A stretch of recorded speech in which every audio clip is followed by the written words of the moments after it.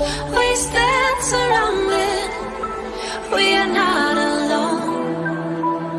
Within my reverie, there's holy light. Without a number, we stand and fight. And Lord, ignite. The world is cold. We stand surrounded. We are not alone. Within my reverie, there's holy light.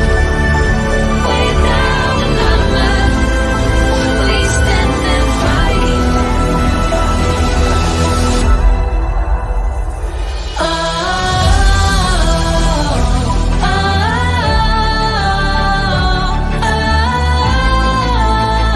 We are not alone.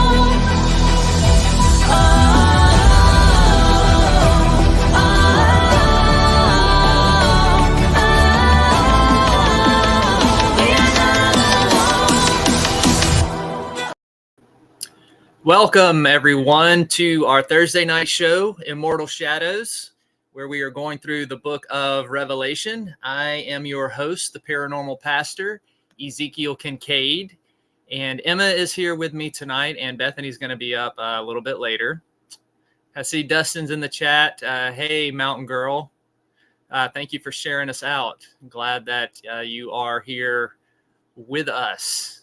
So we're going to take a minute and let more people get on and get in the chat.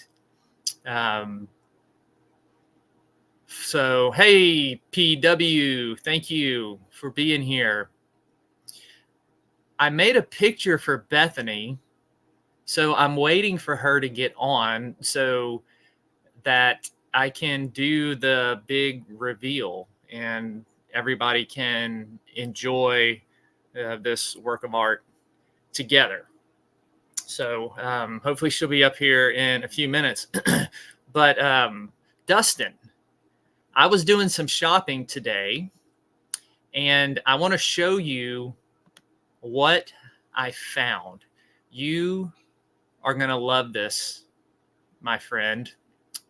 We've got our RVs that we are keeping tabs on. And for those of you who don't know, who are new to the show and channel, Dustin and I have what some would consider a less refined taste when it comes to vehicles. I think Dustin and I would just maybe consider it a little more distinguished. So we have been looking for RVs for the team so that we can drive around and do our investigations on. I've also been looking for an RV for me and Bethany for when we get married and I can take the kids around. And here's some of the things that we found. First, this one is one for the team that we can all fit in. And you see, you've got the little lookout tower. It's being held together by extension cords. And then you have an antenna there. Now, hopefully, it looks like you've got some CB functions. And then this is the love wagon for Bethany and I. And she's really super excited about this one. Hey, Face, welcome. She stole my thunder. Thank you for being here. Now, Dustin, I was out doing some shopping today, and I need to show you what I came across. Check this thing out, Dustin. You know how I love station wagons, right? And RVs.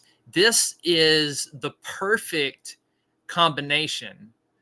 I don't know what that is attached to the back of it, but it doesn't really matter. You have here, somebody is a genius, and they have combined the station wagon with, I don't know if that's part of a food truck, but whatever it is, look at the color schemes in this, Dustin. This is exquisite. You've got the blue, and then it kind of transitions into the red there with, I guess, it looks like lips, like maybe whatever vehicle this is swallowing the back of the other one. So I thought this was a fantastic combination.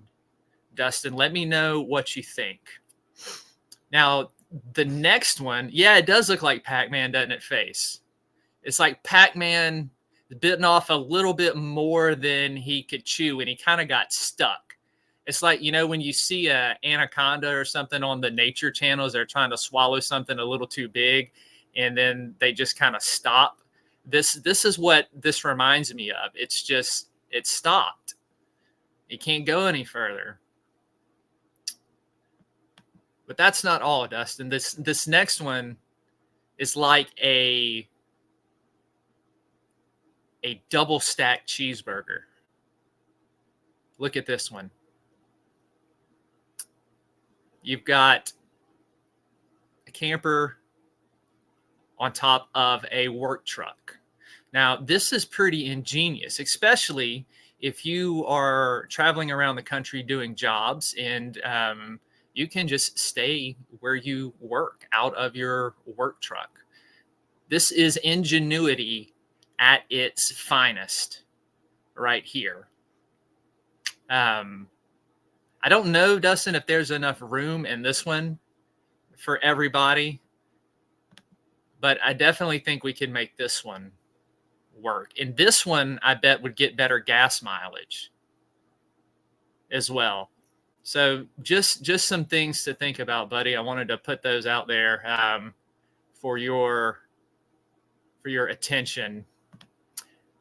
Hey, Western Mass Climber, thank you for coming in here and being here with us into the chat.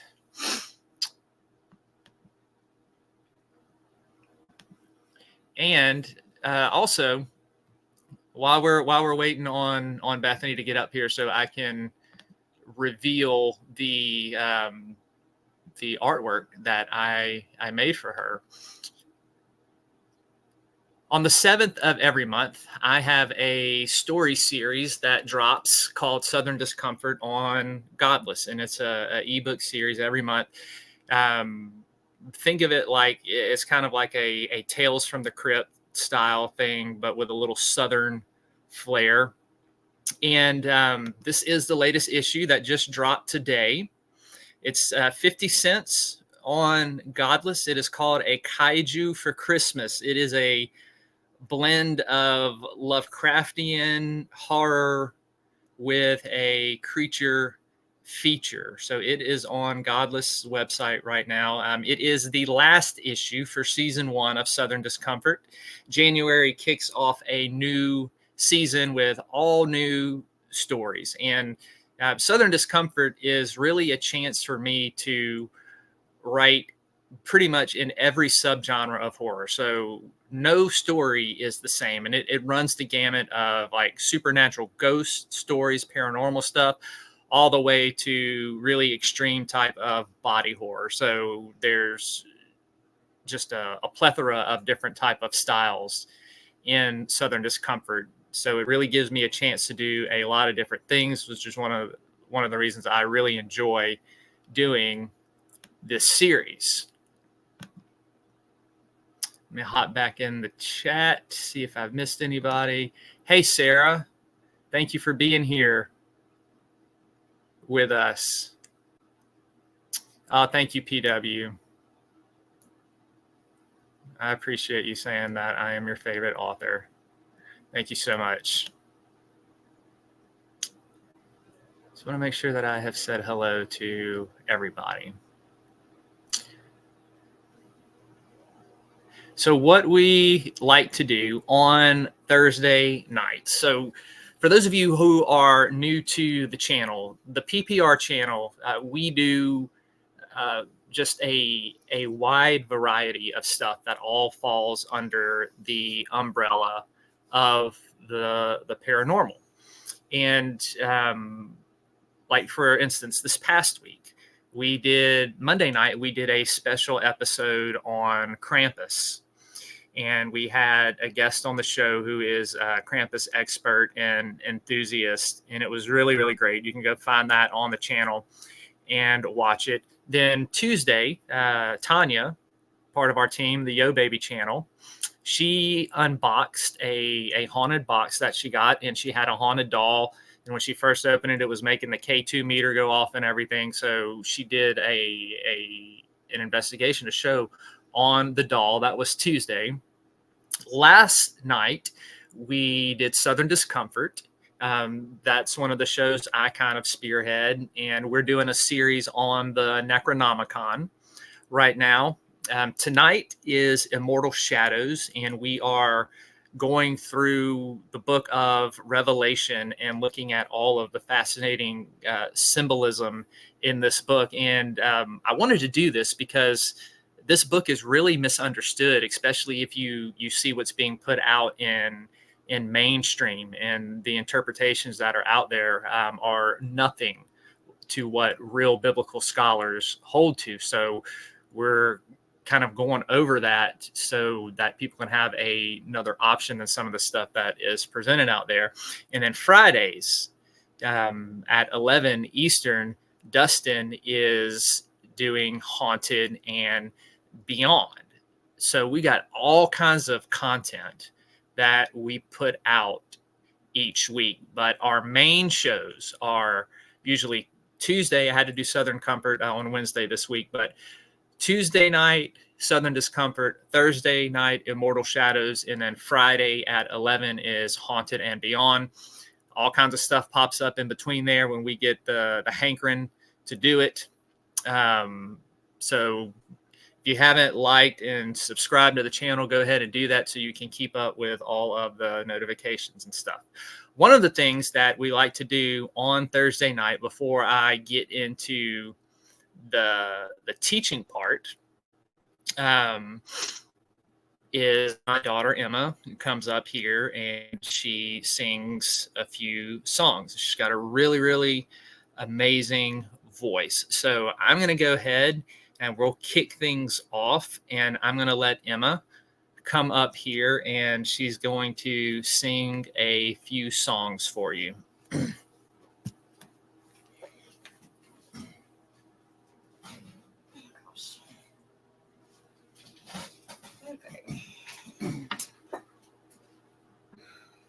Let's see. Pull my sleeve back.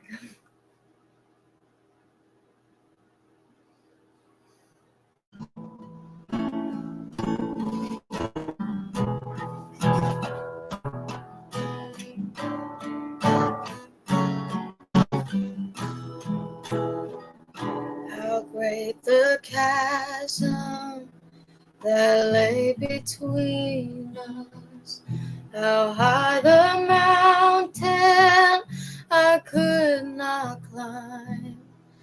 In desperation, I turned to heaven and spoke your name into the night. Then through the darkness, your loving kindness tore through the shadows of my soul. The work is finished, the end is written. Jesus Christ, my living hope. Who could imagine so great a mercy? What heart could fathom such boundless grace? The God of ages stepped down from glory to wear my sin and bear my shame. The cross has spoken, I am forgiven. The King of Kings calls me his own. Beautiful Savior, yours forever. Jesus Christ, my living hope. And hallelujah, praise the one who set me free. Hallelujah, death has lost its grip on me. You have broken every chain. There's salvation in your name, Jesus Christ, my living hope. Came the morning that sealed the promise. Your very body began to breathe. Out of the silence, the roaring lion declared the grave has no claim on me. Jesus, yours is the victory, and hallelujah, praise the one who set me free. Hallelujah, death has lost its grip on me. You have broken every chain. There's salvation in your name, Jesus Christ, my living hope. And hallelujah, praise the one who set me free. Hallelujah, death has lost its grip on me. You have broken every chain. There's salvation in your name, Jesus Christ, my living hope. Jesus Christ, my living hope.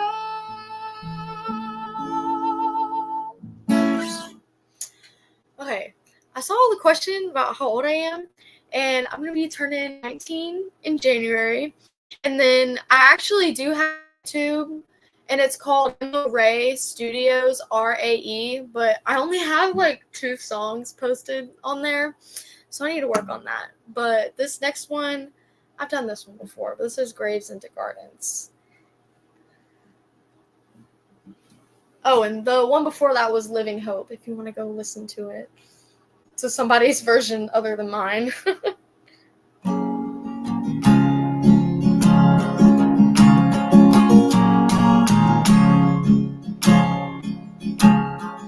I searched the world, but it couldn't fill me. Man's empty praise and treasures I fade, I'll never know. Then you came along and put me back together, and every desire is now satisfied here in your love.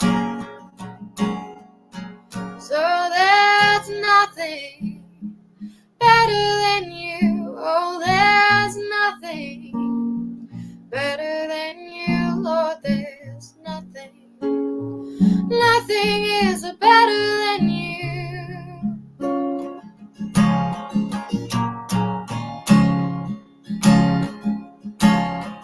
I'm not afraid to show you my weakness, my failures and flaws. Lord, you've seen them all, and you still call me friend. 'Cause God of the mountain is God of the valley. There's not a place your mercy and grace won't find me again. So there's nothing better than you. Oh, there's nothing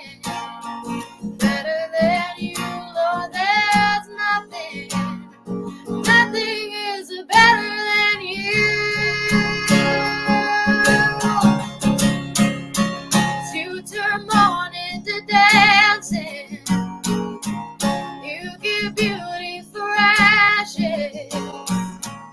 You turn shame into glory. You're the only one who can. You turn mourning to dancing. You give beauty for ashes. You turn shame into glory. You're the only one who can. You turn graves into gardens. You turn bones into armies. You turn seas into highways. You're the only one who can. You're the only one who can.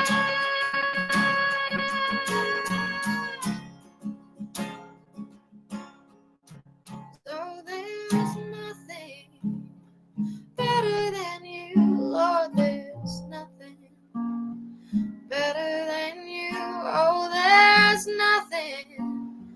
Nothing is better than you. So there's nothing better than you. Oh, there's nothing better than you, Lord. There's nothing. Nothing is better than you. Ooh, and side note, I also have a TikTok that is called the same thing, Emma Ray Studios, and I have more videos on there. So if you want to check that out, you can go do that. But I got one more. This one is called I'm Not Alone, and I love this song. This has gotten me through some crazy stuff.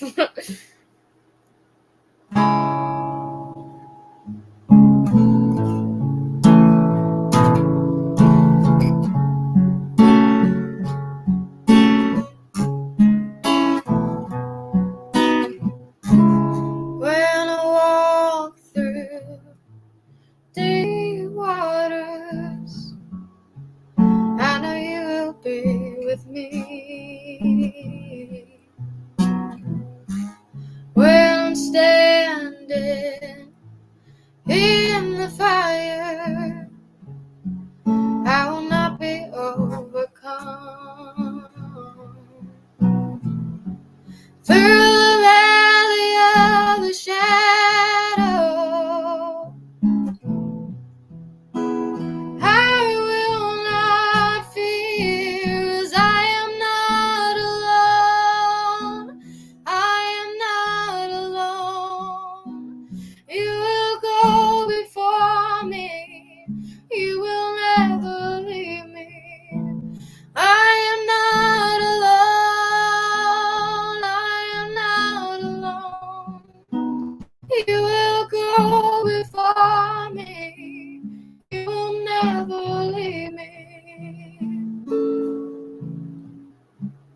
In the midst of deep sorrow, I see a light is breaking through. The dark of night will not overtake me, 'cause I'm pressing into you. Lord, you find my every battle. And I will not fear, 'cause I am not alone. I am not alone. You will go before me. You will never leave me. And I am not alone. Oh, I am not alone. You will go before me. You'll never leave me. You amaze me, redeem me. You call me as a roll. You amaze me, redeem me. You call me as you roll. You amaze me, redeem me. You call me as you roll. You amaze me, redeem me.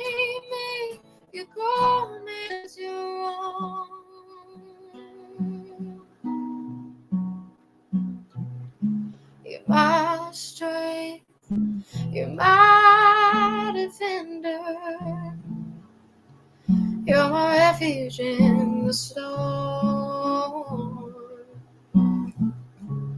Through these trials, you've always been faithful. You breathe into my soul, 'cause I am not alone. I am not alone. You will go before me. You will never leave me. You are not alone. Oh, you are not alone. My heart goes before you. He will never leave you. And we are not alone. We are not alone. God will go before us. He will never leave us. 'Cause you are not alone. You're never alone. God will go before us. He will never leave us. And I am not alone. I am not alone. 'Cause he will go before me. He will never leave me. Thank you. Trade off. And thank you for y'all's little comments. Y'all are so cute. Oh, thank y'all for supporting Emma.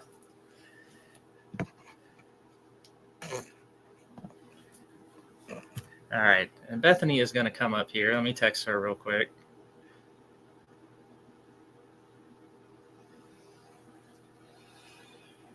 But yeah, Emma, do you want to come back at the end and do another song? Yeah, I might do that one that I wrote. Okay, Emma is going to come back towards the end of the show and do another song, one that she wrote.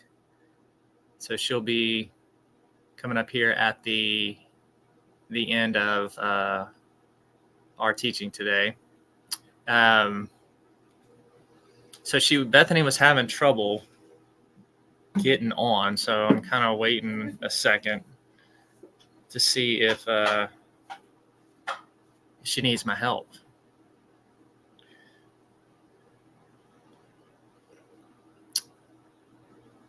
Come on, Blondie.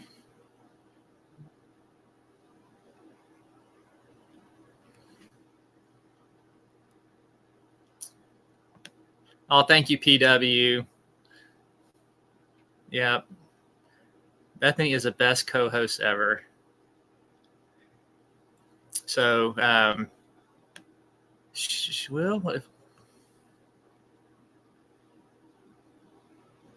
we'll see what she's going to do here. So, kind of give you a heads up with where we are at in the series. Okay, so we are up to Revelation chapter 6. And what has gone on at this point is really chapter 4 and 5 were kind of like the real turning points of the book. Before then, you have John has his vision of Jesus. There's the letters to the 7 churches. And then chapter 4 and 5 take us into the throne room of heaven and give John a heavenly perspective of what is going on in the world. And we've talked about this book. One of the main things to understand as we're moving forward with it is the book of Revelation is not all meant for a future time. There were these things started happening in John's day, and they are continuing. And what we're going to see here, the breaking of seals 5 and 6, what happens is you're going to have all of the people. It's called the cry of the martyrs. It's a representation of all of those Christians who have been persecuted or died for their faith. They're going to be under the throne of God, crying out to God for justice. And then the breaking of the 6th seal has to do with the judgment of heaven and earth and the return of Christ. And so the way that these seals and trumpets and bowls happen in the book of Revelation, it's not chronological. It's not like, okay, the 7 seals are going to happen, and then the 7 trumpets, and then the 7 bowls. They're cyclical, right? It's like you have the 7 seals, and they give this overarching picture of what's going to take place, and what is taking place in the world. Then the trumpets, things get a little more intense, and then the bowls, things intensify more. So as these judgments go on, it's just showing the intensity of how things are going to increase as the time gets closer and closer until the end. So we're going to go ahead and hop into Revelation chapter 6, and we're going to look at this seals 5 and 6 here. So I'm going to be reading. Look, here comes Bethany, just in time. Hey, baby. In time for what? Oh, well, I was just getting ready to get into the book of Revelation and get into but I was hoping you would come up so that I could share the picture I made for you. Well, I don't think I'm going to see it because you've been frozen the entire time you've been talking. Well, am I still frozen on your end? It's half and half. Like, Oh, you'll see the picture. Don't worry. So I like the picture behind you. What? The background. Oh, okay. So for everybody who's new to the channel, this is my fiance, Bethany. She comes up with me, and she is definitely the better half. Bethany, how would you describe our relationship? Like someone slowly letting the air out of a balloon. That, or like the old men on the Muppets? Yeah, or grumpy old men. Yeah, the old guys and the Muppets. Yeah, that's pretty much us. Yeah, well, you weren't here earlier to see the new RVs that I found. I'll have to show those to you later. But you are here in time for the big reveal. Now, for those of you who are new and you don't know, I tell really, really bad, I'm talking bad dad jokes that drive Bethany crazy. And that's They're not why even I do funny. it. They're not funny. That's why. That's why I do it. So here's a little insight into our relationship. If Bethany tells me she doesn't like something, or if something gets on my nerve, my radar goes up. And that is an indication for me to do this thing incessantly. Now, when we were talking about the seals of Revelation, and I mentioned it, I said that these are 7 seals on a letter. Seals like, and that's been the running joke, and she thinks it's absolutely stupid. Dustin, however, thinks it is great. Now, It's stupid. It's not funny. It's something that a out-of-touch grandparent would tell a 10-year-old grandchild, thinking it's hilarious, and the grandkid is just rolling their eyes. yes, those are the kind of jokes that I like because they're painful. I like inflicting pain at times. But, ladies and gentlemen, boys and girls, children of all ages, people watching on YouTube, Facebook, and Twitter, I have created something for Bethany. As you know, we are in the seals of Revelation. So, without further ado, ladies and gentlemen, I present to you the seals of the book of Revelation.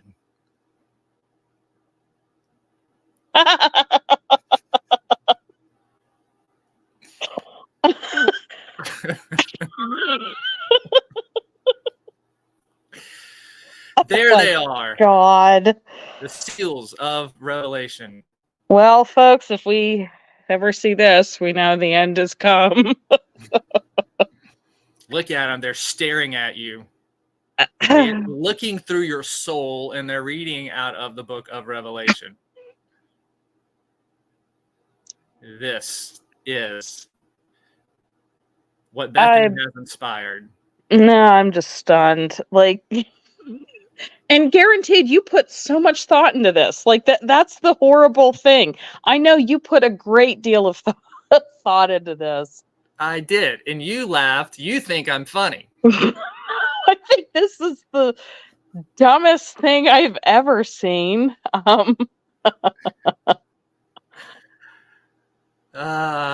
Words fail me. Folks, what do you and Chad have to say about this? Dustin thinks it's funny. PW thinks it's funny.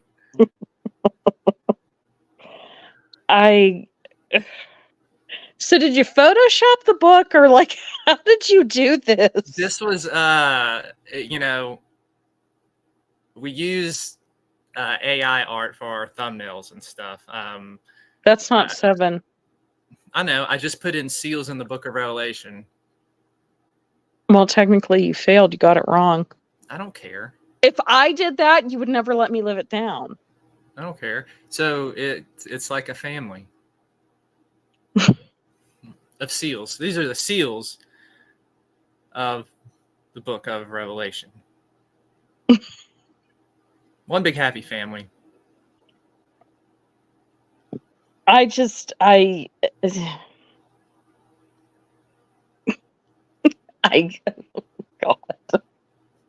What does one say to this? I don't know.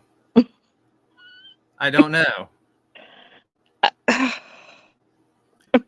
What pick the other day, Dustin? Which one do you want me to pull up there? Oh, this one.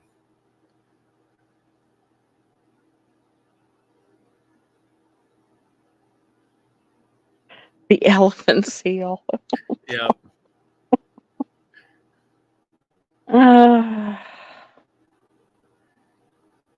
That's it. You never know what's going to happen on this channel. all it takes is one little comment for minds to run wild here, and you never know what's going to happen or what you're going to. Yeah, that's just so stupid. It's funny. I mean, like it ranks up there with pretty much any shtick from The Naked Gun. Yes, and I grew up on Leslie Nielsen, so maybe that's why my sense of humor is as such. I'm a huge fan myself, but yeah, I think this is one of those that's just so stupid, it's hilarious. Well, anyway, now you will never be able to look at the 7 seals of Revelation the same, and you will never forget them. I can't. Well, now every time you say it, that's all I hear, and I could hear the barking of a stupid seal. Thank you so much for that. Oh, you're very welcome. You learn these tricks as a teacher so people don't forget things. And No, I've learned that being in a relationship with you over the years is that you will take a joke and literally ingrain it so that you will actually ruin what you're making fun of. So that's the only thing I will think of. Then you feel like you have reached your level of accomplishment. well, whatever. I've accomplished it. Did you get into the teaching yet? Just about to. But since you came up, I've been waiting all night to show my picture of the seals of Revelation.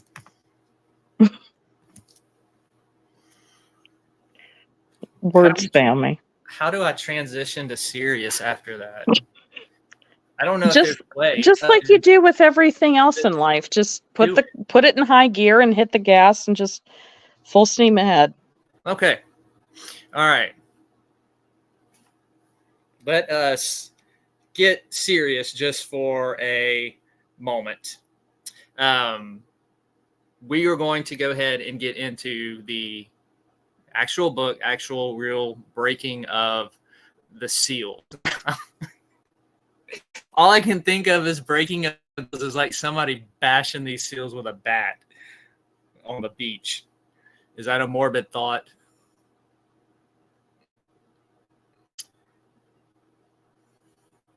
She doesn't answer me. Were you talking to me? What? Nothing. Never No. mind. What was your question? Sorry, my oldest came through. What is it? No, I'm trying to get serious, but when I talk about the breaking of the seals, now all I can think about is somebody with a bat bashing these creatures on a beach. Oh my God. I hate that. I mean, I don't understand why the cameraman doesn't do something. But what's your question? Nothing. That was it. I'm trying to transition to serious, and then I made myself laugh by what happened when I said we're going to get into the breaking of the seals, and I just saw this image You of these ruined seals. it for everyone. Thank you so much. Now none of us can take this seriously. Just thinking about seals just barking on horses. Sorry. This is where my sense of humor comes back to bite me. Well, even as I'm listening, I mean, now I can't even think about how terrifying the book must be. Instead, I just think of seals on a horse just barking as they're galloping along. Thank you for this. Okay, now let's switch imagery away. Let's get back to what is really going on here. All right, we opened up these visions with the throne room of heaven, and you have this glorious depiction of God seated on his throne. His imagery was of a sardius stone. We talked about this red blazing figure on this throne over this sea of glass, which represents chaos. And then beside him, there's this scroll, and nobody is found worthy to open the scroll. And then we are given a picture of the Lion of the tribe of Judah, the Lamb who had been slain. And this lamb has 7 horns and 7 eyes. It's a depiction of Christ and his power and his omniscience and omnipotent. He is the only one found worthy to open the scroll. And so now what we looked at last week with the terrifying imagery of the 4 horsemen of the apocalypse, the lamb is breaking open these seals, and this is what is coming forth when he does. And we've talked about this being a overarching picture that all of this has taken place and started to take place during the death and resurrection of Jesus Christ. That initiated the end times, that initiated the tribulation period. So we have been in the end times, we have been in the tribulation period since the death and resurrection of Jesus, and it's ongoing. So what the book of Revelation shows us is from the death of Christ and his resurrection all the way to his second coming, what goes on in between there, in this tribulation period, in this end time period. And what we are going to get into now is the martyr's response under the throne of God to what has been experienced by the unleashing of the 4 horsemen. And if you remember last week, we talked about with the unleashing of the 4 horsemen, it was meant to be judgment on the wicked, but also a time of testing and purification of the faith of the righteous. So these things kind of had a double-edged sword to them. So let's look at the breaking of the 5th seal, which is the cry of the martyrs. I'm reading out of the New American Standard Bible. We're in Revelation chapter 6, starting with verse 9, if anybody wants to follow along. It says, "When the Lamb broke the 5th seal, I saw underneath the altar the souls of those who had been slain because of the word of God and because of the testimony which they had maintained. And they cried out with a loud voice, saying, 'How long, O Lord, holy and true, will you refrain from judging and avenging our blood on those who dwell upon the earth?' And there was given to each of them a white robe, and they were told that they should rest for a little while longer until the number of their fellow servants and their brethren who were to be killed, even as they had been, would be completed also." So let's look at this 5th seal and what's going on here. You get in what we looked at last week. Things, all of this is from a heavenly perspective. However, when we get into this 5th seal, all right, these are the dead crying out to God. I'm talking about paranormal stuff going on here in the book of Revelation. These are the disembodied spirits of all of the people. It's a representation of all of the people throughout the ages who have been persecuted or martyred for their witness to Christ. And we're getting their perspective of what has happened with the 4 horsemen, their perspective of what has happened, going through their persecution. And if you go back to the lessons we did earlier on the 7 churches, there was always this idea of enduring and overcoming the trial, no matter if the persecution ended in suffering and death. And so here we have all of those who have come out of the Great Tribulation, and they are under the throne room of God. And we see that this suffering for them is not meaningless, but it's part of the providential plan that those who follow Christ, they have to pattern their lives after this sacrificial model of Jesus. And when we look at this from a heavenly perspective, just like Jesus's death and resurrection did not end in defeat, but it served to enhance the kingdom of God, so it is with those who are persecuted and killed in his name. And though the 4 horsemen we looked at last week, the ordeals and the war and famine and conquering and conquest and death affected people generally throughout the entire earth. Here we're getting just the reaction of those trials of the 4 horsemen that afflict the Christians in the form of persecution. And this is highlighted. I've always told you I'm going to bring out some of the Greek when it's very important, but everything that I've just said is highlighted in the fact that the primary verbs used to describe the 2 woes of the horsemen reappear in this passage to describe the persecution of the saints. It is the word spazo, which is slay, and apoxteno, which is to kill. So these words are appearing. They appear in 6:4 and then 6:9 and 6:8 and 6:11. So that's where the connection is with these same Greek terms that are being used to connect what's going on to the 4 horsemen of the apocalypse.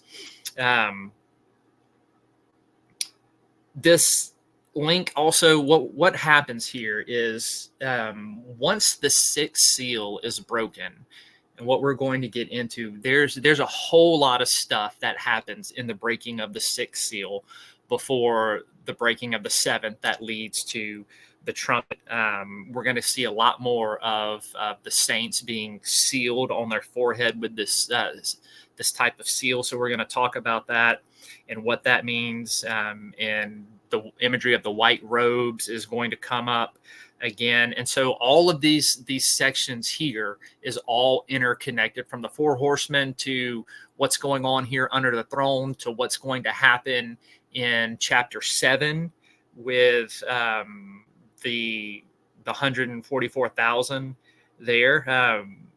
The other thing interesting about this 5th seal is it doesn't really reveal any type of angelic decree of suffering from the throne room, but it is the human response to the suffering. These martyrs are described as souls having been slain who are standing under the altar. Now, with the symbolism, it's always important to look at stuff like that.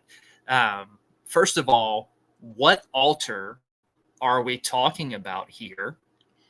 And why are they standing under it? What is the significance of this type of symbolism? And what scholars see here with these persecuted saints, who they said that this idea of being slain is kind of metaphorically. So it's not just a representation of those who have actually been killed for their faith, but of any believer who has gone through any type of harsh persecution for their faith in Christ. So it's kind of like this all-inclusive identification that's going on here. And remember, that's what a lot of the symbolism with Revelation is about. There's this universal aspect to it. We saw that with the 7 churches, though, in literal, the number 7, meaning completion, fullness, was meant to represent the churches of all time. You had that with the 7 lampstands as well. And so it's probably not that this represents people who have really died, although that's in there. The imagery goes beyond that to any type of harsh persecution.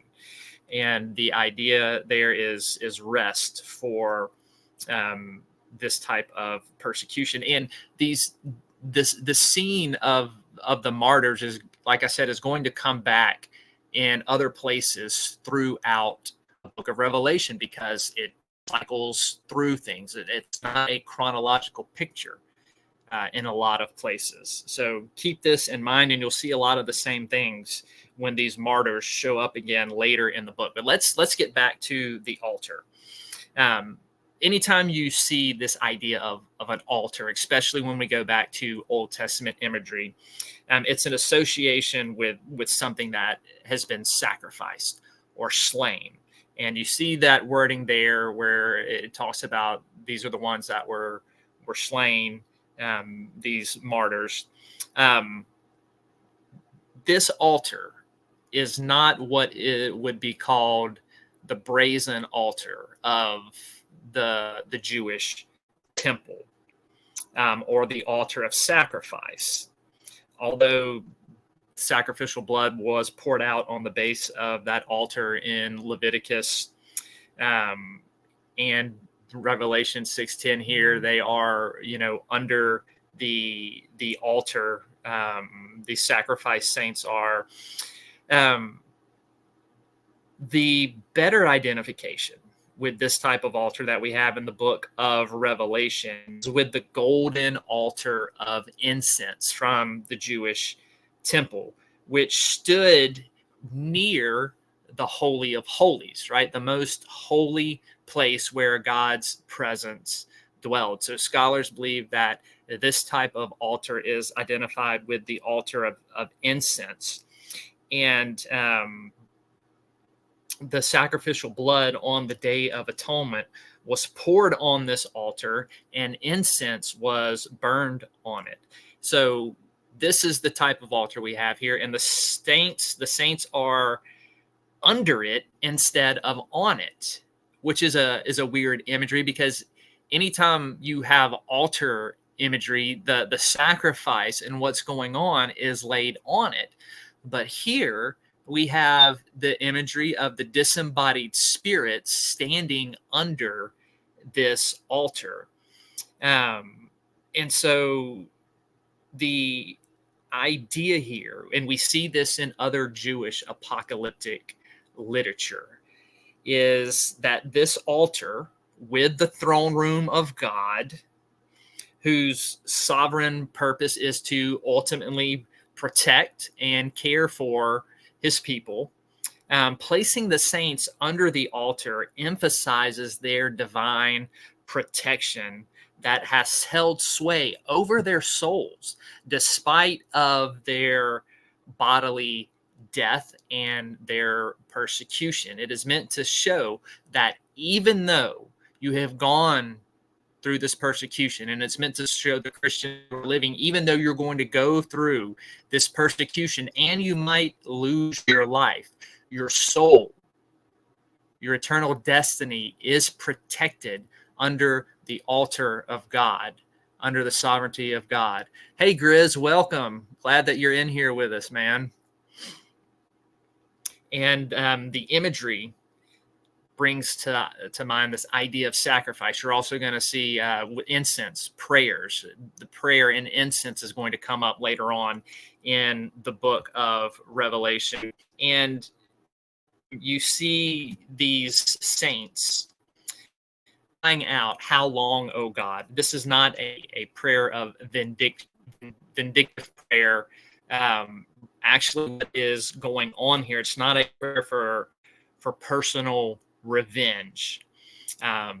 This goes in line, the saints' prayer here goes in line with what Jesus prayed on the cross, what Stephen prayed when he was being stoned to death in the book of Acts. they are able to pray now that God would judge, because they are able to see everything from a heavenly perspective now and see what's going on with the horsemen and what they have done. And so their response is a prayer that the reputation of God and his people be vindicated. That's why they call God, oh God, holy and true. The reputation of God's justice is at stake here, because he will be considered unjust if he does not punish sin, if he does not punish wickedness, if he does not punish those who did all of these evil to his people, who did all of this evil in the world. And so this appeal is, God, stand up for your reputation as a holy and just God. And what we're going to see is that God answers their prayers and is like, oh, you can guarantee you that I am, but I've got a purpose in this.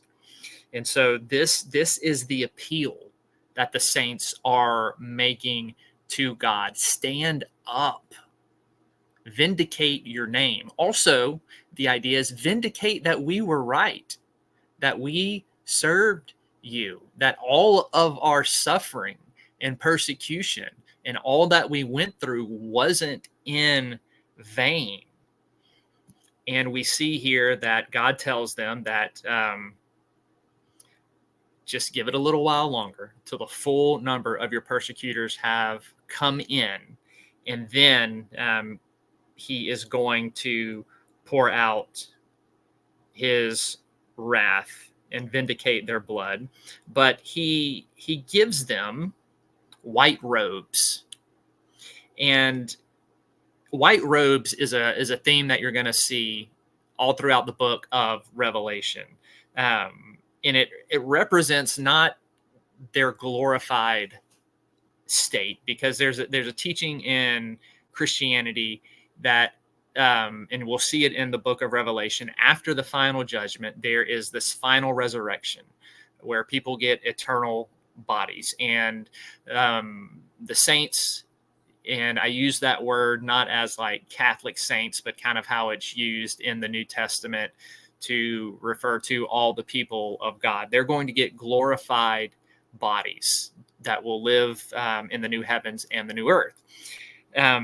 This is not what the white robes are talking about here in the book of Revelation and elsewhere. The image of robes can have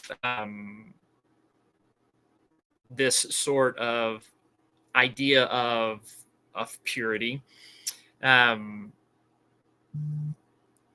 but the metaphor gives the idea of purity and persevering. That is faith tested by the refining fires of tribulation.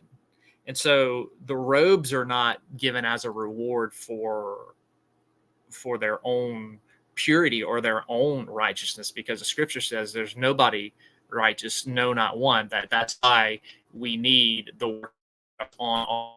He was his righteous in place of our sin. We can be reconciled to God. So the robes aren't given as a reward of purity here. They're giving as a reward of faith. It is like God declaring to the saints that their faith and who they are, it is an annulment of the guilty verdict that was passed upon them by the world. So therefore, seeing the saints receive these robes is an assurance that their petition, that all of the people who did all of these wicked things upon the earth will be declared guilty and punished for all the evil that they have done. So that's going on here. There's a lot more that we could get into with this seal, but we're going to go ahead and move on to the sixth seal. Oh,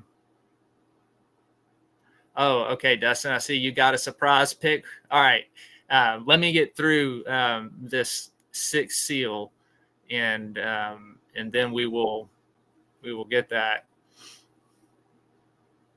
You okay, Bethany? Yeah, why? I was listening. Okay, you fell off. You fell back down in the basement for a minute. It must be on your end. I've been here the whole time. Did you trip down the basement stairs? You know, one of these days, you'll be found mangled at the bottom of the basement stairs. And everybody will know who did it.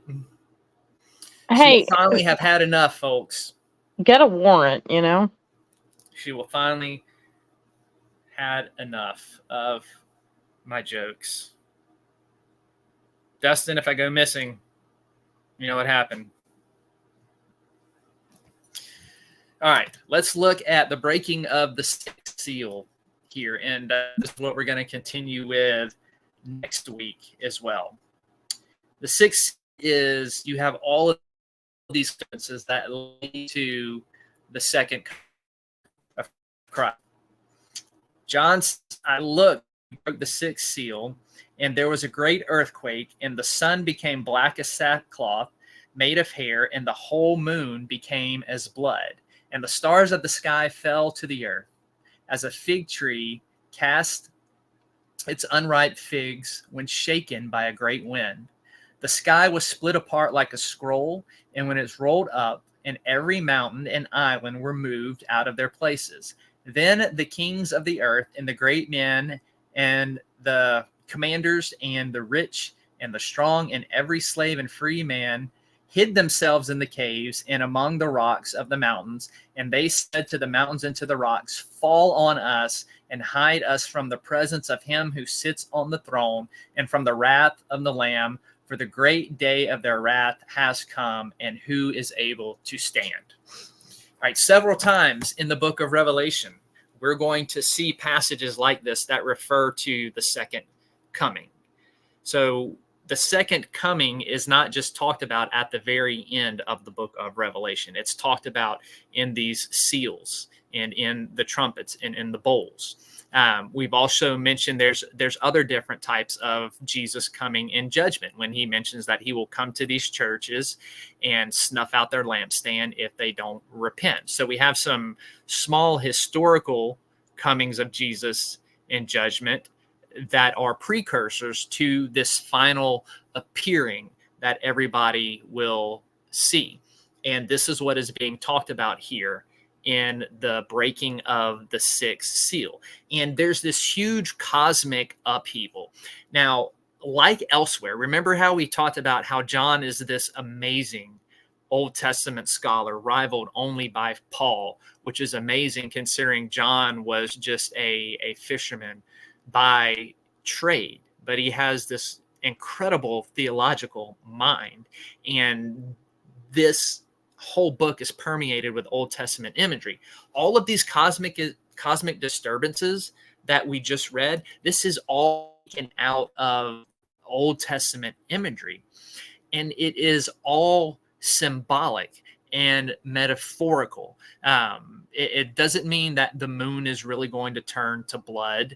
It doesn't mean that the sky is actually going to be rolled up like a scroll. What it is emphasizing is that when Jesus comes back, the shaking of the heavens and the earth is going to be so cataclysmic and so shattering that it is going to be impossible to miss.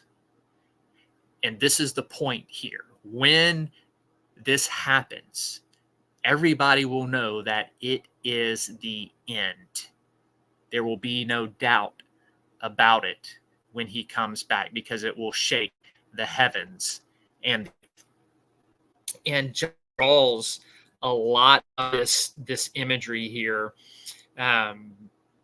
this judgment, this last day, second coming, this dissolution of the cosmos. It all comes out of the Old Testament.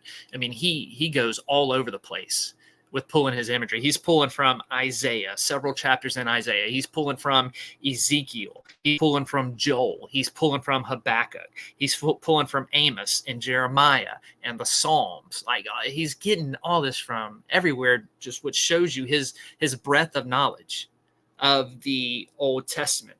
And he's also pulling from Jesus's stories in the other Gospels. In Matthew, Mark, and Luke, Jesus talks about how people in the destruction of Jerusalem are going to run and hide in the caves, in the rocks. So he's pulling that judgment language that happened around the fall of Jerusalem, and he's all applying all of this Old Testament imagery, everything that happened around the judgment of the city of Jerusalem when the temple was destroyed in 70 AD.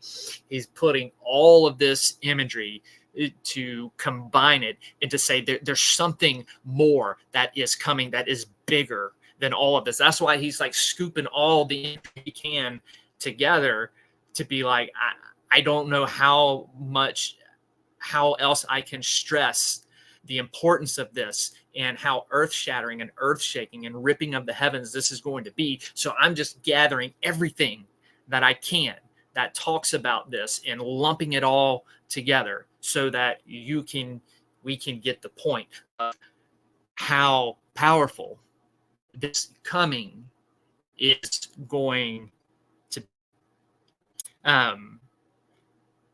But the most informative text that John is pulling from here, I'm going to put this image up here.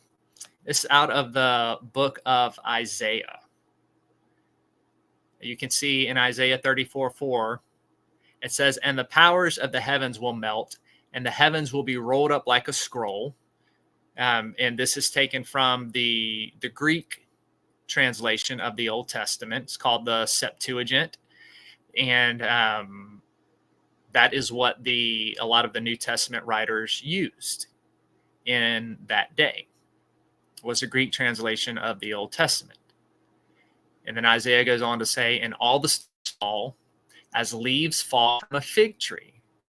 You can see the similarity here in what John writes. "And the stars of the heavens fell to the earth as a fig tree casts its unripe figs when shaken by a great wind, and the heaven was split as a scroll, having been rolled up." So this is John's main text he is drawing from for this cataclysmic, earth-shattering final coming of Jesus language that is here in the text. And we see people crying to hide us from the wrath of the Lamb, and they are going to the caves and the rocks. Again, this is pulling from the passages in Matthew, Mark, and Luke. Those passages, if you want to ever go back and read them, look in Matthew 24 and Mark 13, and you'll see this imagery here of people wanting to go and hide in the caves and in the rocks to try to hide from the judgment that is coming upon the land of Jerusalem for the temple. And John is taking all of that imagery and transferring it to the final coming of Christ in judgment, in which every eye will see him. And so this is how the sixth seal start. And it's broken, and it's showing this final language. Then some more stuff is going to happen as things go on, still under the heading of the sixth seal. But we'll get into that next time, because I don't really like to go too much more than 30 minutes on this, because this is a lot. This is a heavy book. It's very deep theologically. And there's still so much more that could be said, but this will give you just an idea of what is going on here. So we will pick back up in Immortal Shadows next week with Revelation 7 and looking at the continuation of what's going on with the sixth seal. So, hey, Bud Files. Welcome. Glad that you came to hang out with us tonight. Thank you, PW. Bethany, Yeah. you have anything to say? Nope. Nope. That's okay, PW.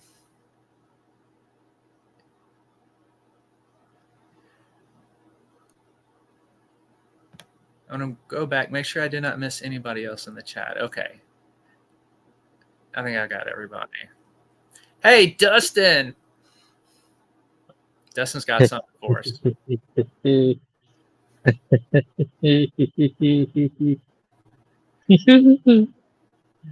Ooh boy.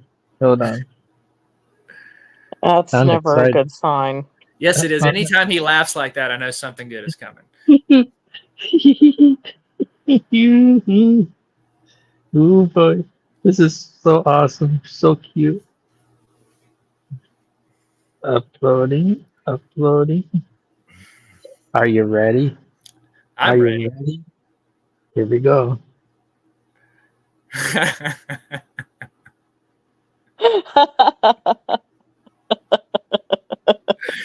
this is like Avatar.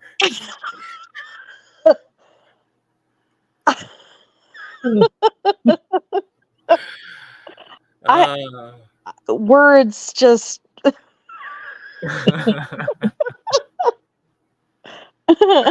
And you know, the thing is we still got a couple more weeks of this because we're still in the seals.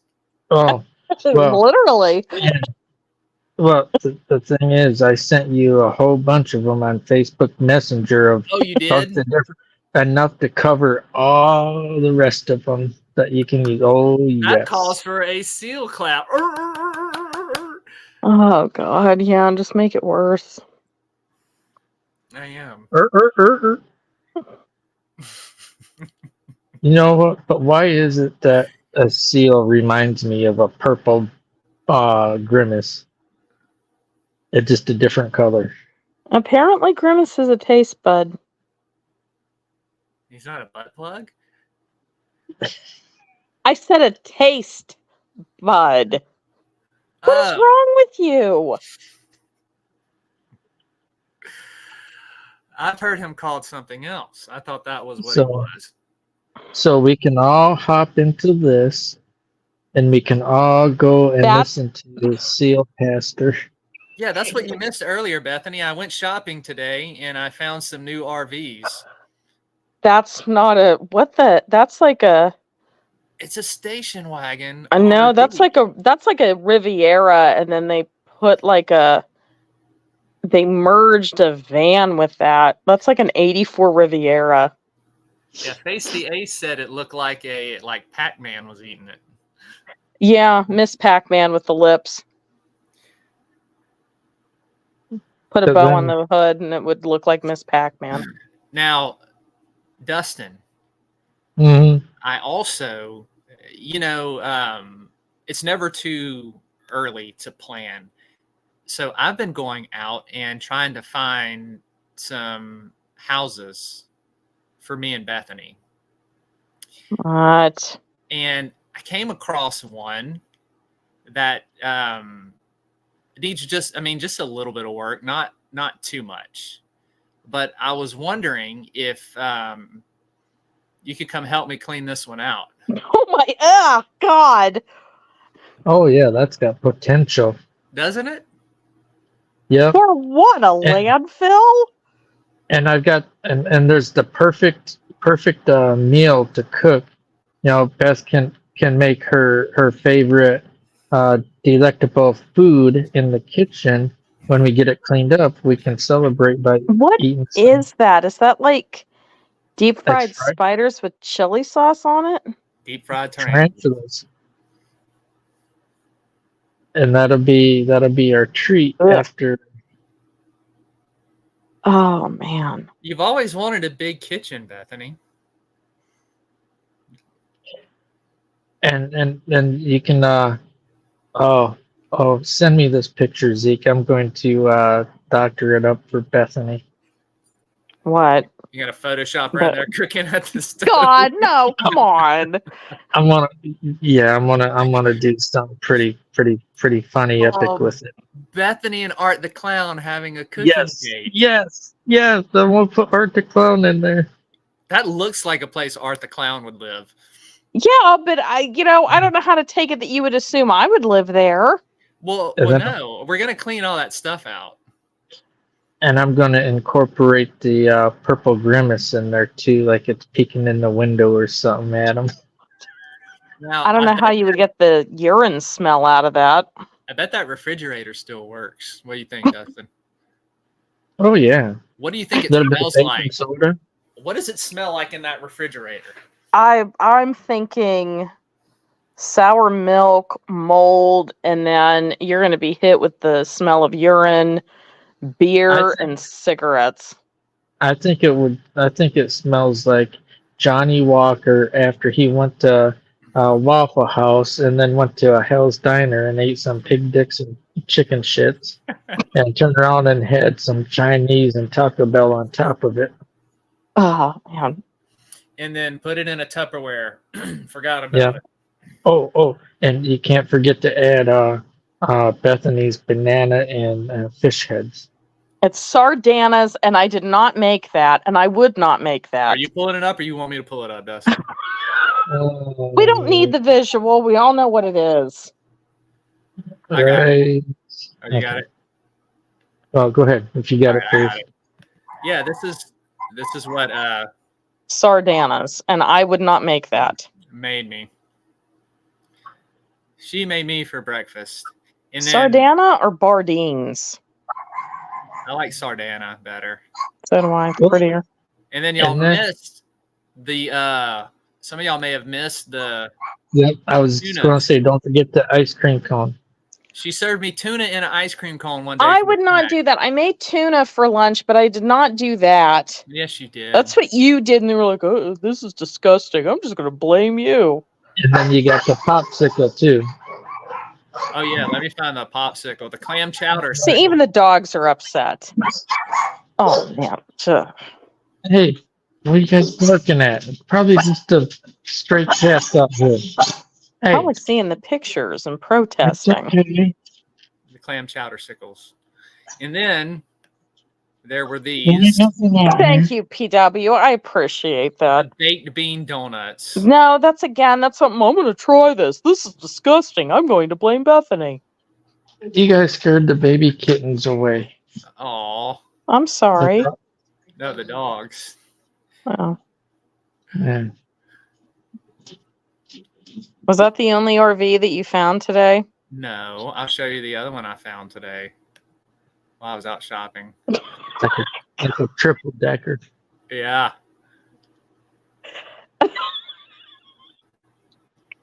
That's like worse. Oh, because this is something you would actually do. Yeah. It's ingenious. That's what I said when I first showed the picture earlier when you weren't on. I said the guy who made this he's outdone You. himself. He's outdone himself.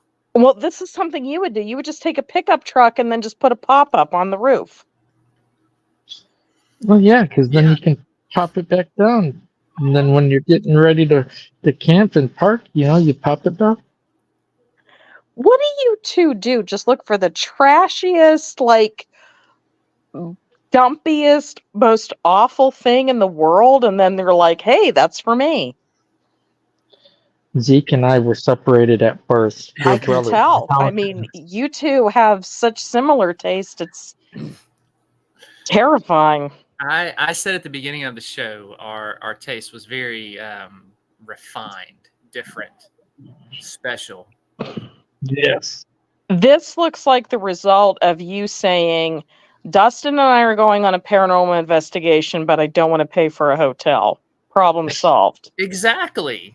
That's exactly what this looks like. That's It just- exactly what it is. yeah. Oh, This is goodness. a man's temper tantrum result of I refuse to pay for a hotel. Yeah, and save money. That can go into like equipment and buying you flowers. Yeah. That's if now. So Buying you that special engagement ring that I'm going to get specifically made. oh, you. that's sweet. So you mean it's not going to be a twist tie off of a loaf of bread? No, and it's not going to be from the quarter machine like the last one. Gee, I know. How lucky. I Grizz. love how this is being held up by bungee cords. Yeah, see, Grizz says that's kind of his kind of thinking right there.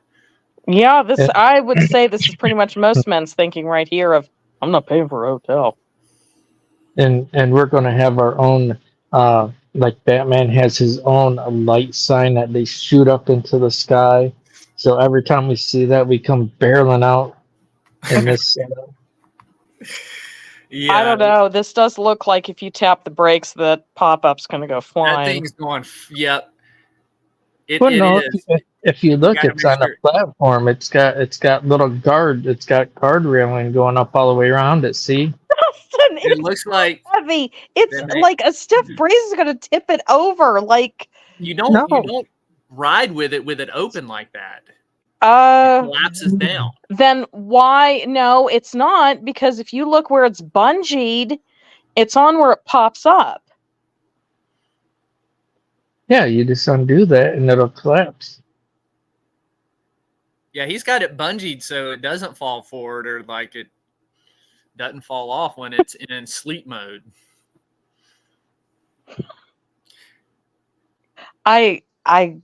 Oh man.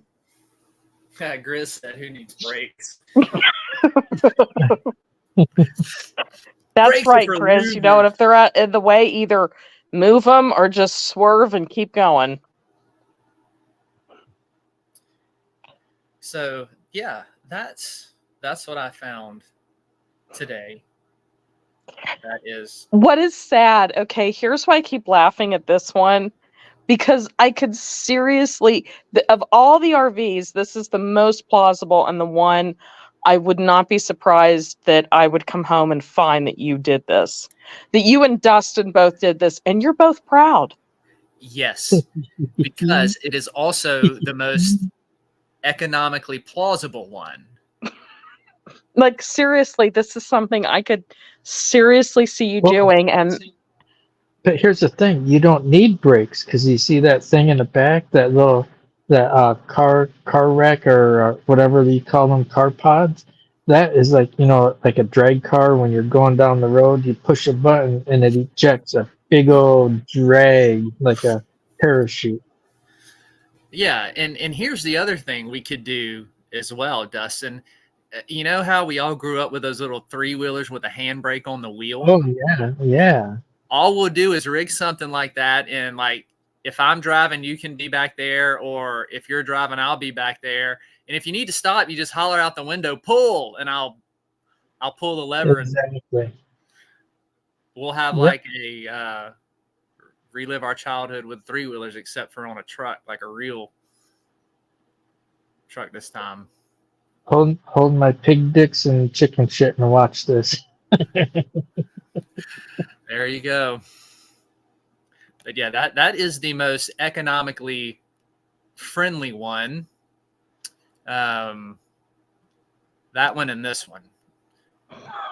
that, I guarantee that would not run. God. I swear, if I see you and Dustin pull up in that, I will light it on fire. It will be. Well, we could always cut it in half and put it on the back of the other one, so it looks like it's two front end vehicles. So as you're driving Okay. forward, it looks like. Put it on the back of that one. Oh, What are you God. talking about?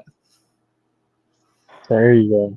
What's funny is my brother's first car, I think, was not that particular abomination, but it was like a 81 Buick like that. It was a boat. I don't know why do I want to sing "We All Live in a Yellow Submarine"? Yeah, that's kind of, I don't know what the hell they were going with here. It's Pac-Man, the Pac-Mobile. Had to be. Yeah, Pac-Man, Miss Pac-Man, it's something. Yeah, I was saying earlier, it reminds me of an anaconda that was trying to eat something too big and it gets stuck. I was throwing Yeah. it up. Yeah. Miss Pac-Man tried to throw the car, but it didn't work. Oh, see, Grizz likes this one. I will grab it for you, Grizz. How did you find this? And is this really for sale? It will be when I make a call. Oh God. All you gotta do is go on Google and search junkyards and find a whole bunch of goodies. Look, there is when I drive back from dropping my son off at school in Natchitoches, Louisiana. When I drive back, every time I come home, there is this. I'm talking massive junkyard. And one of these days, I'm going to pull off when I'm and see what this guy has to offer to see if he has anything like this.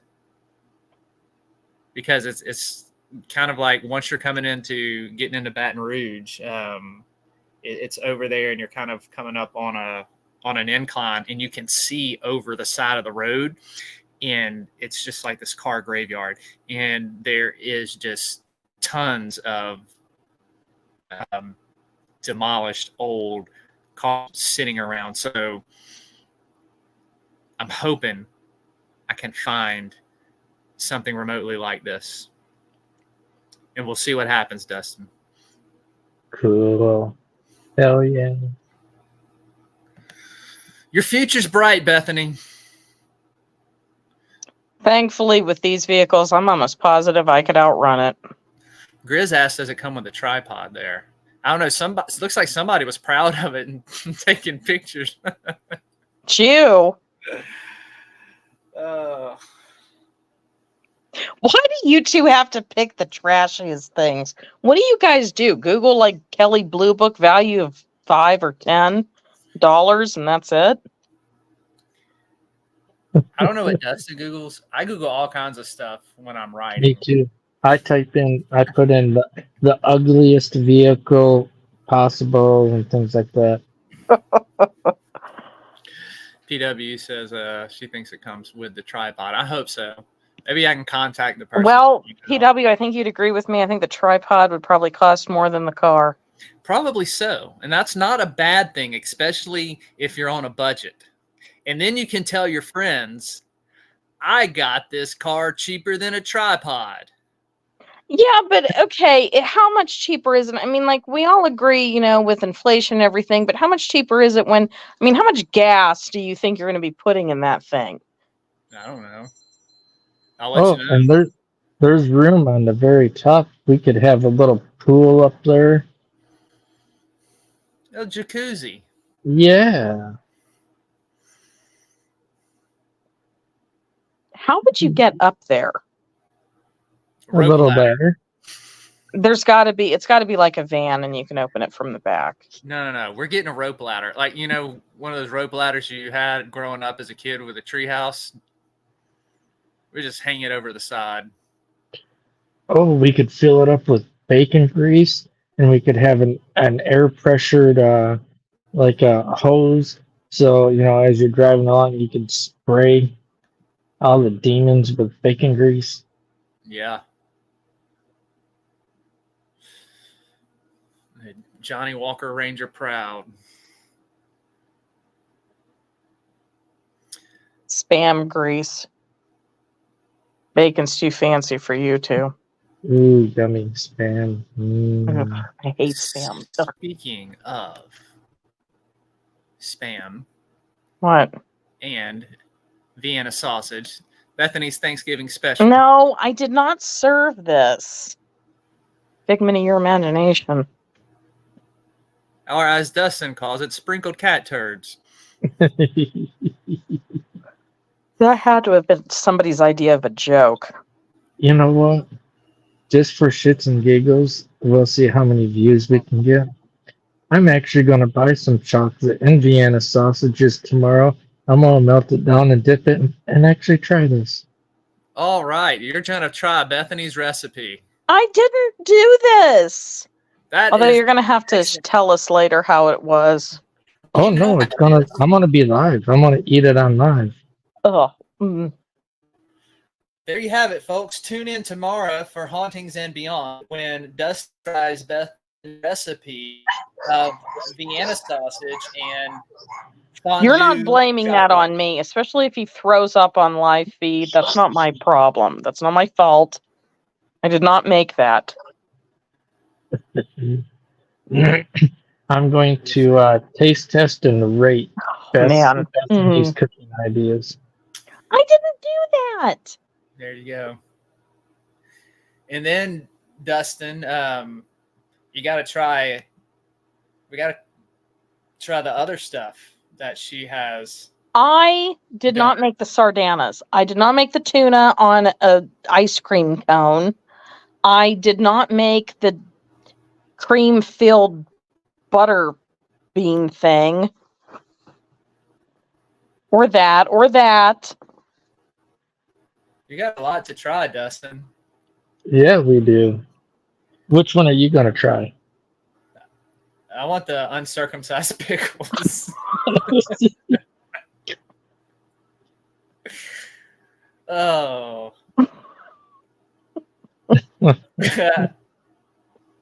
I can't look at that and not laugh. Looks like green dog wieners. Oh my It god. does.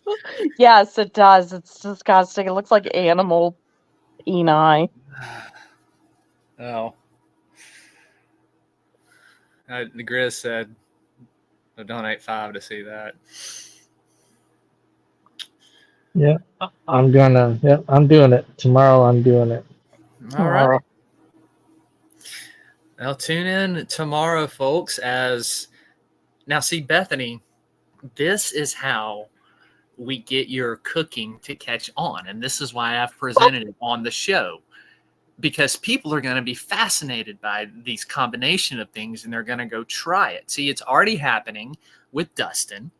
And now he's going to try it live on the show so that people can see your recipes come. But I didn't make these. And actually, I'm not that bad of a cook. You're making this up. This is a repeat of you convincing everybody my name was Karen. Which he did do once years ago. He convinced everybody that my name was Karen. Yes, that was a glorious day. So be sure to tell all your friends and family. Let's see how many people we can get in tomorrow at 11 o'clock a.m. Oh, man. No. And, you know, speaking of those recipes, what's even funnier is our friend Papa Wolf that he came on the show for the Krampus thing. I've done the jokes about Bethany's cooking so much. He's like sending her cookbooks and stuff because he's a professional chef. And he's like, "Hey, Bethany, I got something that'll help you that you might really like." Although I do appreciate it and I enjoy the cookbooks, but. And he just runs with it. He runs with it. He knows it's a joke, but he runs with it. He's so great. If y'all missed the Krampus episode, go back and watch that. Yeah, and he's a sweetheart. You need to watch. He's really great guy, but you two clowns. PW asked why Karen. How did that start? How did that start? I don't remember. I know you told everybody. I know she's going to tell you. And he would go behind my back and tell people, she's going to tell you her name is Beth or Bethany. It's not. She's lying. Her real name is Karen. And she's so conscious about it. And everybody believed him, and they all thought my name was Karen. Oh, it was great. It was wonderful. I don't remember why Karen, probably just because of the whole Karen thing. I think it was just too, because I didn't like the name. Like that was why. We were talking about names we didn't like. Yeah, and that's what I've learned is anytime Bethany makes a mistake of telling me there's something she doesn't like, I run with it. And Dustin runs with it too. Yes. She's got two. Oh, does this annoy you? Let me turn it up to 1,000. Yeah, PW, honey, I don't remember why. It was, I think it was because I didn't like the name. And so, yeah, he convinced everybody my real name was Karen. I had friends calling me Karen, and I'm like, my name's not Karen. And one year I convinced people to try to buy her tickets to a Yanni concert For my birthday. for her birthday. I don't like Yanni. No shade. And think, you've got years of this to come, but not only with me, now I have Dustin behind. Oh, God. Now, I don't know. Karen, and then you writing under my pen name to Hallmark. That. Did I ever tell you that, Dustin? Did I ever tell you that story? He applied to Hallmark for me under my pen name. Or was it my real name? I applied as a greeting card writer to Hallmark under her pen name, and I wrote this god-awful That's funny. Christmas poem for a card. I wish I still had that. It was terrible. And then they recommend like professional help. It was something. I was like, what did you write? That was one of my greatest accomplishments. And I am still alive, and she still loves me. Hey, y'all, don't be surprised if his hands are, have acrylic nails glued on over the weekend. We'll see how I come back, Dustin. All right. One eyebrow shaved off. I mean, like, we got to catch up here. I have got Emma back. Do y'all want to hear another song? Bonus song. She's going to play one that she wrote. Literally Go for it, baby. All right. Are you playing that one? Yeah. Oh, I love that one. Okay, good. Okay, this one is a great one. So I'm going to let Emma come up here and do us a final song before we call it a night. Go for it, little girl. I have my phone on silent, baby, because it keeps dinging and going off when we're... Okay. This one, it's pretty heavy. It's a lot. But it's called Getting Old. Oh, my hair hates me today. Okay.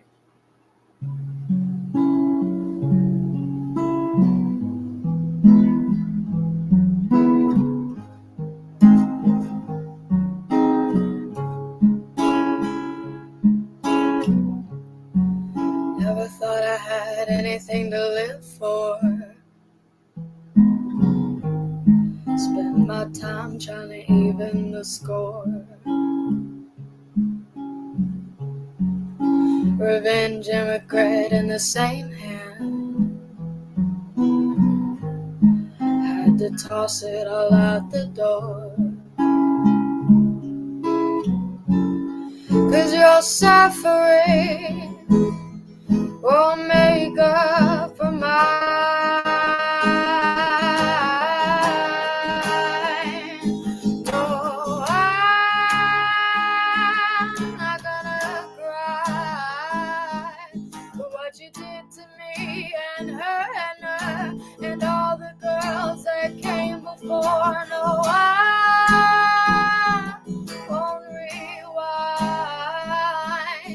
There were things you said to break me down and beat me till I hit the ground. 'Cause it ain't my fault you're twisted inside. I never caused the pain that made it cold. Honey, isn't this game getting old?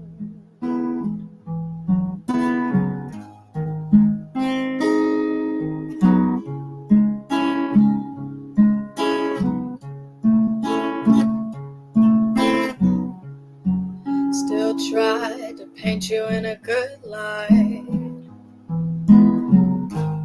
Always bragging to my friends,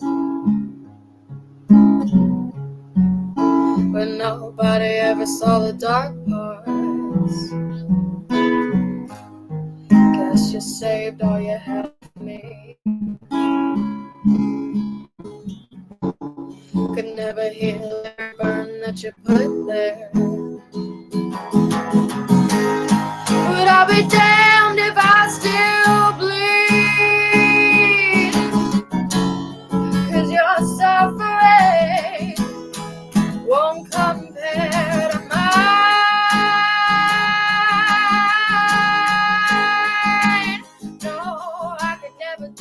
what you did to me.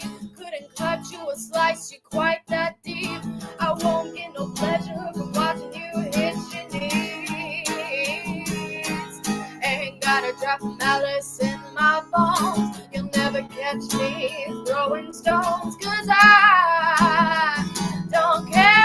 I'm grown.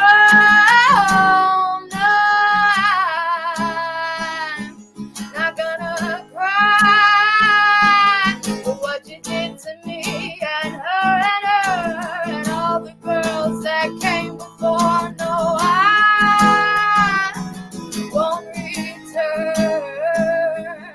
Every word you said to break me down and beat me till I hit the ground. 'Cause it ain't my fault. You're twisted inside. I never caused the pain that made you cold.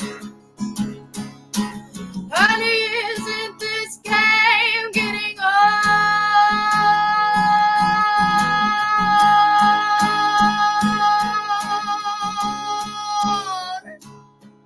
Oh, honey, isn't this game getting old?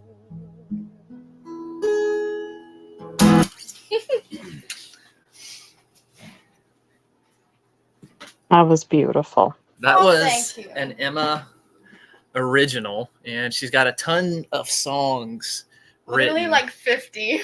But she wrote that one last night, and I told her that was by far one of my favorites that she's done. So I wanted her to share it. I'm glad she did. Little girl, you did a good job. Well, thank you. I love it. Yeah, Dustin said he loved it. Grizz said, wow. He's giving you hand claps and flames. Because that one is definitely different from anything that I've ever written before. For sure.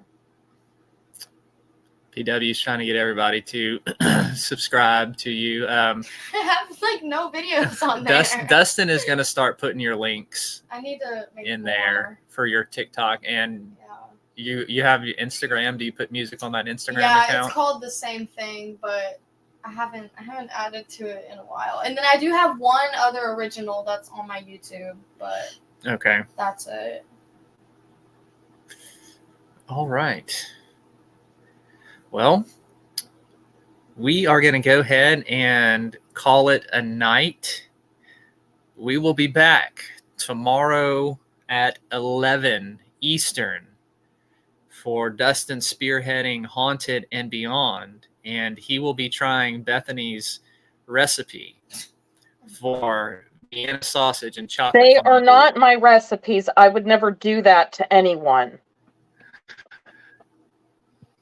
Who do you believe, folks? Who do you believe? Yes, folks. Who do you believe? Mr. Karen? Mr. I'm going to write for Hallmark for her? Or me? Who is it more fun to believe? Let's rephrase it. Not funny. Not funny. Grizz says you get a golden ticket, Emma. Oh. I wish American Idol turned me down. So tomorrow at 11, Haunted and Beyond. And then this weekend, we are going to be in Tennessee at the Thomas House. Dustin said, I believe Dustin. Yes. Yeah, Grizz, she didn't get onto American Idol. So She did or she didn't? she did not. Aw. She did not. I don't know. Emma's got a very unique style. I don't think that fits what they're looking for. No, literally every song I write is completely different. So PW says she believes you, Bethany. Thank you, my sister. Thank you. See? Justin said they don't deserve you, Emma. No, they don't. You will find your niche. So she will get there. Like anything with music and writing, it's about timing and everything like that. But we are trusting God with her giftings and ability to open the doors and use them how he sees fit. I just hope she has better luck in her music than I do in my writing at this point, which I think she will. So what I was saying, we'll be at the Thomas House this weekend supporting Elite Vixen Paranormal at the Thomas House. So Dustin, are we allowed to live stream from there? I know we can at Octagon Hall. I didn't know if Elite Vixen was going to go live there or if you planned on doing anything. I don't know what the rules are because some places they won't let you do that. So I just don't want anybody to be expecting something from us. Yep. Okay. Dustin is live streaming from the Thomas House. Thank you, Grizz. Thank you, PW. So you can expect more live streams this weekend from the Thomas House. Dustin said, I'm live streaming. I paid to sleep there. Yep. I hear that, buddy. I hear that. My problem is... Are you sleeping in the house? Sleeping in the house where the rooms are. Yeah. Yeah. Oh, God. Yeah, it's like an inn. Like, Great. Yep. We are sleeping in the haunted house. hey, Yeah. I'm just glad that we're not sharing a communal bathroom. I once stayed at an inn that was like that, and Ooh. Yeah. We can do that. We can go dig a trench outside for everybody to go in. I will pee in a cup and throw it at you. I'm in no mood. Amazing.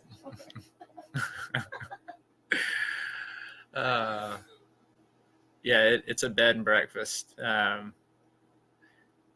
No, we don't get paid for it, Grizz. We paid to go there and stay in the room.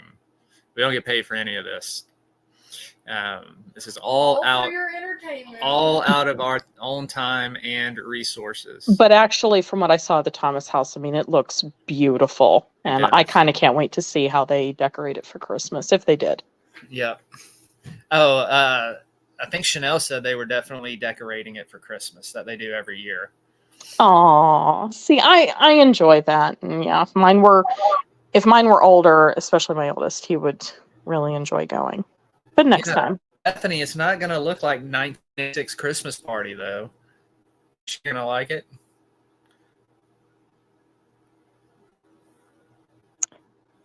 You and I are going to have words after the show, dear. We always have words. I get in trouble all the time. I live in trouble.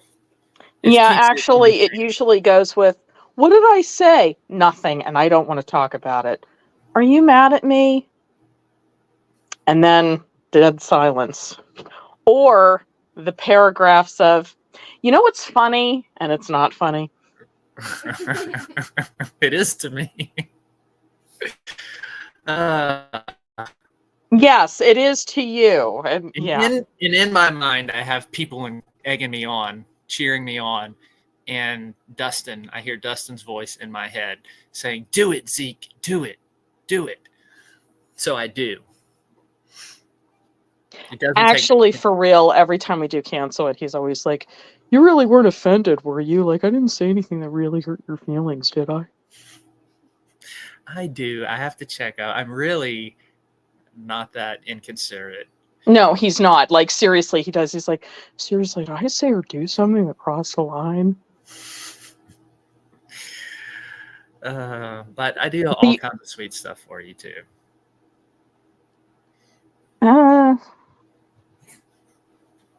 Okay. I do. Okay. Mm-hmm. All the flowers I get shipped to Yeah, you. actually, the flowers. Actually, to me, the fact that you love my children as much as I do, as much as I love your children as if they were my own, that to me is enough. Mm-hmm. PW gave you some hearts, Bethany. Oh, she's such a sweetheart. She is the queen of the chat. She's a great support. Yeah, we appreciate you, PW. I don't know, PW. I don't know what Dustin really has. Dustin, what do you have? Do you have anything in particular? Hey, crossover. Do you have an assignment for PW? A task for the PPR secretary? No. Are you talking to Dustin? No, I'm asking Dustin if he has a task for PW. PW was asking what the show was on tomorrow, other than Vienna sausage and chocolate fondue. Oh, man. You know what? And here's the thing. I'm actually not that bad of a cook. No, she's But really just for giggles, I think I'm going to start making these recipes, and I'm going to make you two try it. I already tried it. No, I think I'm going to go full on, like, some of the old recipes that I grew up with. The stuff that, like, trust me, you're not going to want to eat. And then you do that, and you know what? You know what happens? What? You prove me right that I was not making it up. I can't win. I mean, like, you twist everything. Don't mess with me, Blondie. I get Zekes freaky on you. Oh, go play with your sock puppets. Don't make me pull out the sock. Do not make me break out the sock puppets. I'm going to strangle you with those things one of these days. You want me to bring them? Hey, Dustin, should I bring the sock puppets with me? You do, and they will find you the next morning with them both tied tightly around your neck. I'm bringing them. Dustin, I am bringing the sock puppets this weekend. My hand to God, I swear I will grab them and light them on fire in the parking lot. And Dustin, while you're live streaming, they can do like the little introduction to the Thomas house. And we'll have Bernadette Beth comment on the food. Oh, we've already got a plan in motion, folks. You know, and I had made your favorite, and now I don't want to bring it. What have you made? What do I always make when I see you? The chocolate peanut butter things or cookies. Now I don't want to. You know what? Just forget it. You don't deserve them. Okay.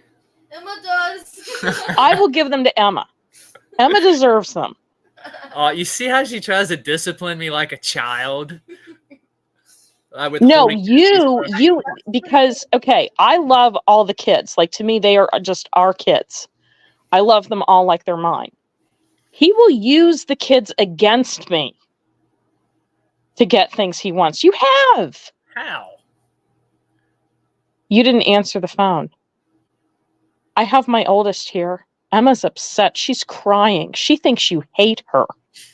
You're not picking up the phone. I have done that before. Yes, he has. Or Owen is asking, why isn't she picking up? Why does she hate us? He does this. It's But cruel. Owen actually asked that because he runs with the jokes. Yes, he does. Actually, it's I can't wait for you to meet Owen, Dustin. He's the sense of humor and everything. his sense of humor is so dry and sarcastic. You would love my oldest, Dustin. So when he gets old enough, we'll be able to bring him on some of these things with us, and it'll add a whole nother flavor to it. That would be an event for sure. So, well, thank you everybody for hanging out with us tonight. We're going to go ahead. We're pushing 2 hours here, so we're going to go ahead and wrap things up. Thanks for everybody popping in the chat and listening and supporting Emma singing.